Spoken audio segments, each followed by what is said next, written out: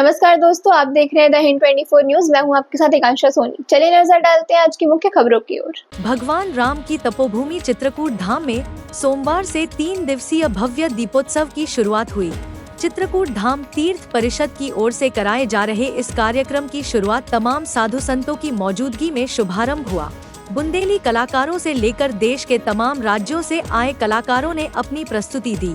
मंगलवार और बुधवार को भी कलाकार कार्यक्रम पेश करेंगे। कार्यक्रम में करीब 50 लाख श्रद्धालुओं के आने का अनुमान है। चित्रकूट में दीपोत्सव की शुरुआत हो चुकी है। राष्ट्रीय रामायण मेला परिसर में 3 दिवसीय दीपावली महोत्सव 2024 का भव्य शुभारंभ वैदिक मंत्रोच्चार के बीच मुख्य विकास अधिकारी अमृतपाल कौर ने दीप प्रज्वलित कर किया। कार्यक्रम में आज पद्मश्री मालिनी अवस्थी अपनी प्रस्तुति देंगी। बुधवार को इंडियन आइडल फेम अमित साना और शिवा चौधरी अपनी प्रस्तुति देंगे। इसके पूर्व सोमवार को ज्योति ठाकुर एंड म्यूजिशियन टीम ने अपनी प्रस्तुति दी। संतों ने बताया कि इस मेले में देश विदेश से लाखों श्रद्धालु आते हैं। श्रद्धालुओं के लिए धार्मिक कार्यक्रमों का आयोजन कराने और बुंदेली लोक कला से रूबरू कराने के मकसद से सीएम योगी की ओर से चित्रकूट धाम तीर्थ विकास परिषद के जरिए की जा रही यह पहल काफी सराहनीय है। चित्रकूट धाम तीर्थ परिषद की ओर से चित्रकूट धाम बस अड्डे, रेलवे, रामघाट एवं परिक्रमा मार्ग तक लगभग 20 किलोमीटर के सभी चौराहों की सजावट की गई है। जगह जगह बड़ी LED स्क्रीन लगाए गए हैं। प्रभु श्री राम और माता सीता की आकर्षक झांकियों को भी सजाया गया है।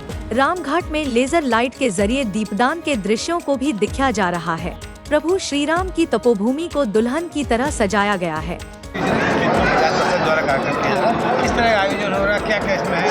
ये दीपावली अमावस्या का जो मेला हमारा 3 दिवसीय चल रहा है, इसमें 3 वृहद कार्यक्रम होंगे यहीं पे रामायण मेला में। और लगभग 100 कलाकार हैं, स्थानीय कलाकार जो हमारे फोक डांसेस हैं उनमें परफॉर्म करेंगे अलग अलग जगह पे।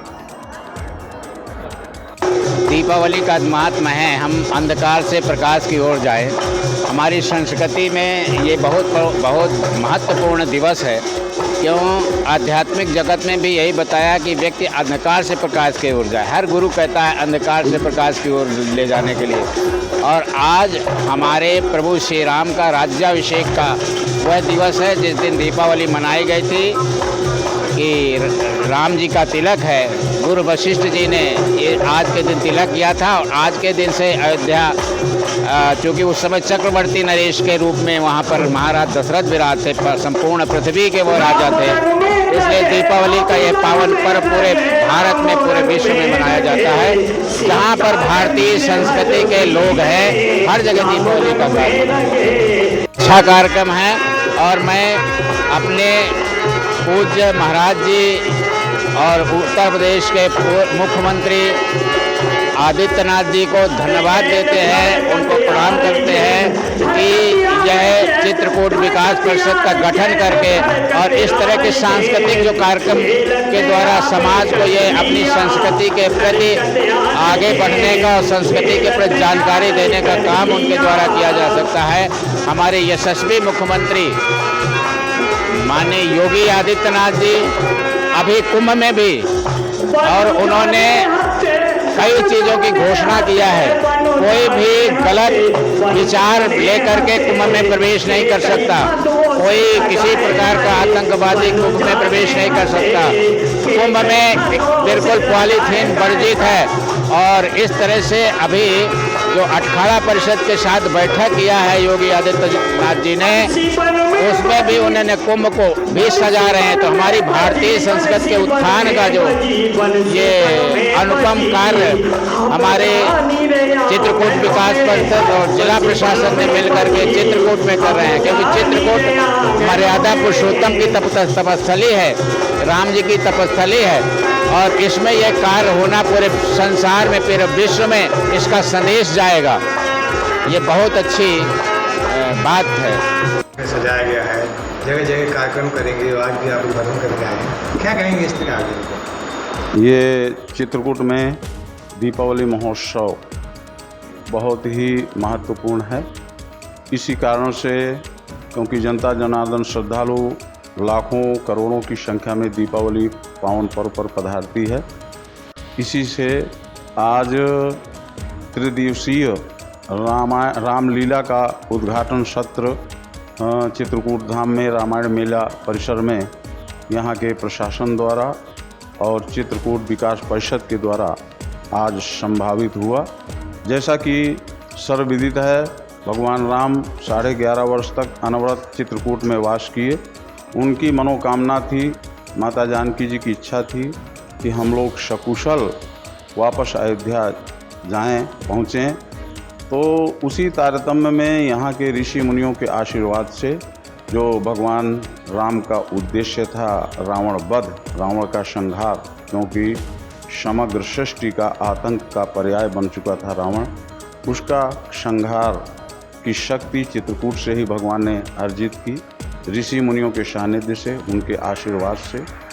और माता जानकी जी ने मां मंदाकिनी का पूजन करके यह वरदान मांगा था कि हे माते, हम आगे जो वनवास में जा रहे हैं, हम लोग तीनों सकुशल वापस लौटें। तो जब लंका पर विजय हुई और इसके पश्चात पुष्पक यान से प्रभु श्री राम अयोध्या के लिए प्रस्थान कर रहे थे, तात्कालिक समय पर उनका विमान, क्योंकि ऋषि मुनि यहाँ पर बहुत ही उत्सुक थे भगवान से मिलने के लिए, माँ जानकी जी के हृदय में माँ मंदाकिनी के पूजन का बहुत बड़ा उत्साह था, क्योंकि सकुशल वो तीनों वापस लौट रहे थे। इसलिए यहाँ पर पुष्पक यान कुछ समय के लिए रुका। ऋषि मुनियों ने दीप प्रज्वलित करके प्रभु श्री राम का स्वागत किया, सत्कार किया। माता जानकी जी ने माँ मंदाकिनी का पूजन अर्चन वंदन किया।